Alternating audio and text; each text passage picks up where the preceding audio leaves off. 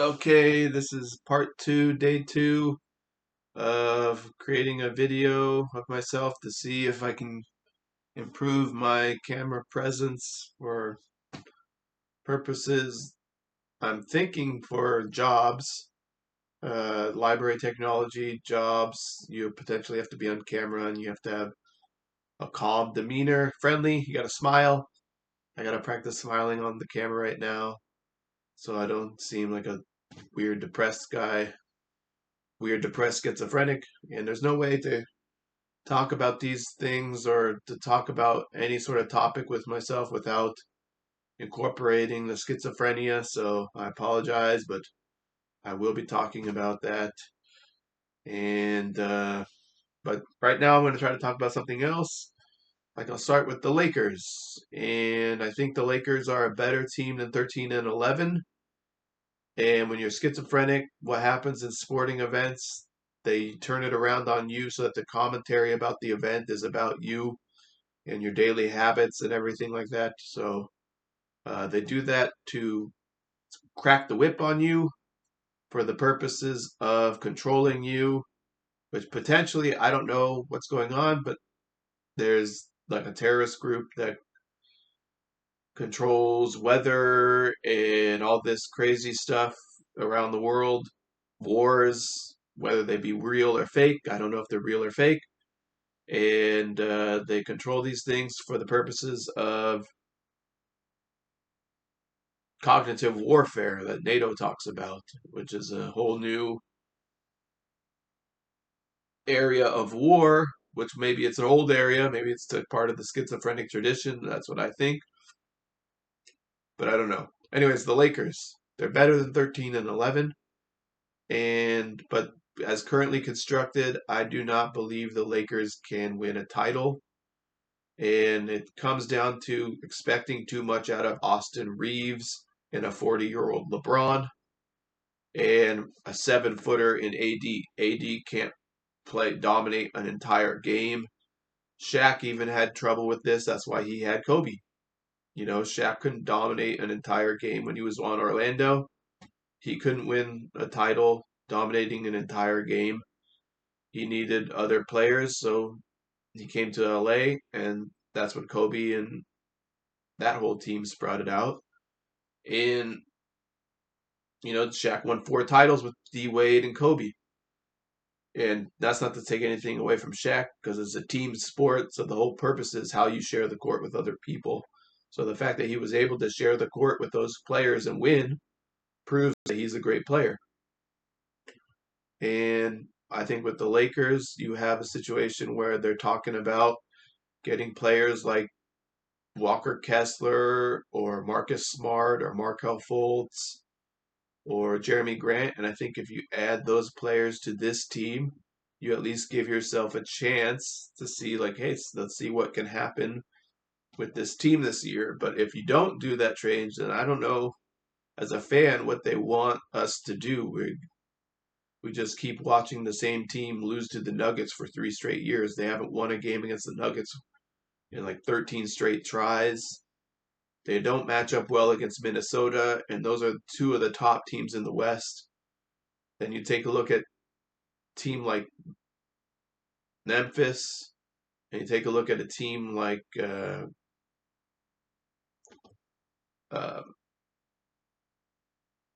Oklahoma City, and those are two. If Chet comes back, I don't know if Chet is going to come back, but if Chet comes back, Oklahoma City can compete for a title, and the Lakers don't necessarily match up well, although they kind of match up well against Oklahoma City. Although Shade SGA kind of kills us, so. And that's not to say that our guards are terrible guards, but the three of them together, the three perimeter players that we have together, they're terrible at perimeter defense. And you're going to need to have perimeter defense when you go up against the top guards in the NBA today. It's a guard heavy league, and it's a great league right now. You know, people are talking like, oh, it's not a great league, but it is a great league. And so, yeah, that's my thoughts on the Lakers. Uh, as currently constructed, you're not going to win a title So they need to make a move, and that's really sad to trade players because, you know, they're human beings and you don't want to trade them and you don't want to move them to other places, but they are getting paid millions of dollars to play for a league. They're playing for the NBA, and so, you know, that's just kind of the way it goes sometimes. And they can always move back to LA when their career is over. So I don't feel terribly bad for them. And it's almost like you have to do it now because free agency doesn't give you the opportunity to really bring in that many guys like it used to. So I think Reeves and Connect can be a 4-5 or maybe a 3-5 on a team, but I don't think they can be your number three when your number one and two are AD and LeBron. LeBron's 40 and AD is a 30-year-old big man, which is almost like 35 in other areas. He's like, so uh anyways, that's my thoughts on the Lakers. Um where do I want to go in the world? I want to go to Athens. I want to go to I've got to practice smiling. I want to go to Athens. I want to go to Spain. I want to go to Japan. I think it's kind of interesting because Japan doesn't have a military now, and that's a little bit like Athenian society when you look at uh, back in history or whatever, Athenian democracy. And I was just talking about this, but America's turning into like a Sparta, and it's been imperial for a long time. It was imperial competing against Japan when Japan was imperial. But you take a look at countries that, and I'm not saying, as I talked about earlier in the previous video blog or whatever this is, I don't know. I hope that the Pentagon is creating fake wars to take us into the Galactic Federation or something and making us realize that our human issues are tiny compared to the bigger issues of the universe. And so I'm hoping that's what the Pentagon is doing right now. That's crossing my fingers, in my little cave, like, oh man, I hope that's what you guys are doing. But I don't know. And I don't digest the wars like I used to when I was younger. I used to digest the wars, and I guess I could talk about this a little bit, but like when you digest the wars, when you're going into activism or whatever, you see the wars and you think, my God, my country is an imperial country. Look at we're bombing these people over there for oil, and then you say, I got to get out there and do something about it. And you look up Google, hey, where's a protest I can go to? And it takes you to, oh, this communist organization is having a protest. And you think to yourself, well, if communists were good enough to stand next to during World War II for the greatest generation, they're good enough for me to participate in a protest against an imperial government. So you participate. Then that pisses off some whack job that says, hey, this guy, he's a communist, and now we're going to ram his car on the highway, and the police say you crossed the line, as I talk about in my book or whatever. And I don't know, it's just, what are you supposed to do? You know, then you keep going in down that rabbit hole and you realize, hey, you know what? Maybe these wars are not even real. Then you get diagnosed with schizophrenia and you start hearing voices in your head. And here you are making videos in your room trying to get a job. No, I'm not trying to get a job with this video, but I gotta practice smiling. And hey, this video is pretty crazy. uh, but anyways, what I was talking about: Spain, Japan, and Athens. Three places I'd like to go. They seem pretty cool. seem pretty interesting, and I have interest in them. Uh, I guess as a Westerner, I'm interested particularly in those, not to divide up the world into East, West, and everything like that. I hope that the world realizes we're intermingled now, we're interconnected, and we need to create a system that is beneficial to everybody. And we cannot isolate ourselves into little boxes because we can't even sustain ourselves.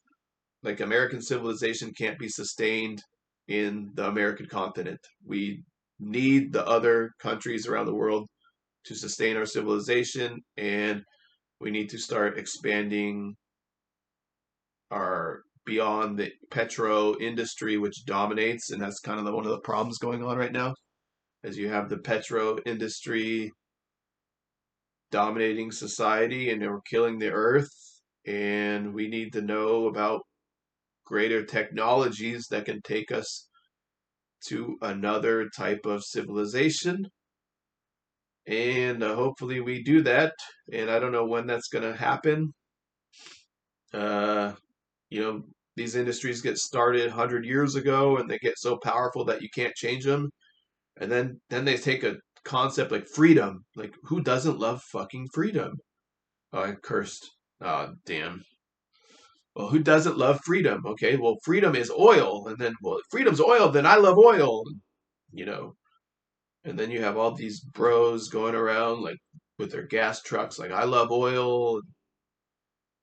Oil's better, and I guess to some extent because we haven't come up with the proper technologies, or we haven't, this Invention Secrecy Act has been constructed in such a way to keep these technologies from us, or inventions, or to squash in invention.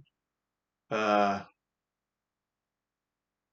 the gasoline engine is better against EMP attacks, so potentially you need to figure out a way to thwart EMP attacks.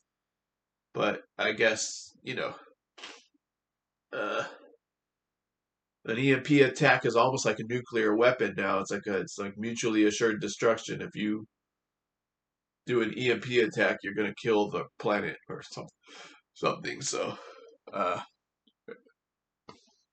you know, I don't know. Anyways, now we're devolving here. I'm wearing a Mickey sweatshirt because I like Mickey Mouse now, which is kind of surprising because I don't know. It's a little crazy with like people like Ron De-Santis. I got a smile. I'm on camera. I got a smile. Ron DeSantis has turned Mickey Mouse into this countercultural symbol, and that's kind of funny. But corporations change, and they now incorporate Marvel and Star Wars and Indiana Jones, and so Disney is a little different than just princess movies. And not that it's bad for the princess movies. I enjoy those movies too. I love Beauty and the Beast. I love Moana. Those are all great movies. Lion King, I like that. Obviously, they have a little bit of a dominant cultural reference for people, but uh, on the whole, they're not that bad. And anyways, I like Disney now because it is a nice little package place where you can go, and it's just a nice time, and it's very creative, and it's a fun, fantastical, kind of whimsical experience. And I have a lot of memories there as a kid, and it's nice to still be in touch with your kid when you're an adult. And so, yeah. All right. So I think I kind of exhausted this video a little bit. I tried to smile. I tried the video a little bit more upbeat. I don't think I was upbeat, but uh, all right. I think that's about it for me today. That's about 15 minutes. So I'm gonna say goodbye.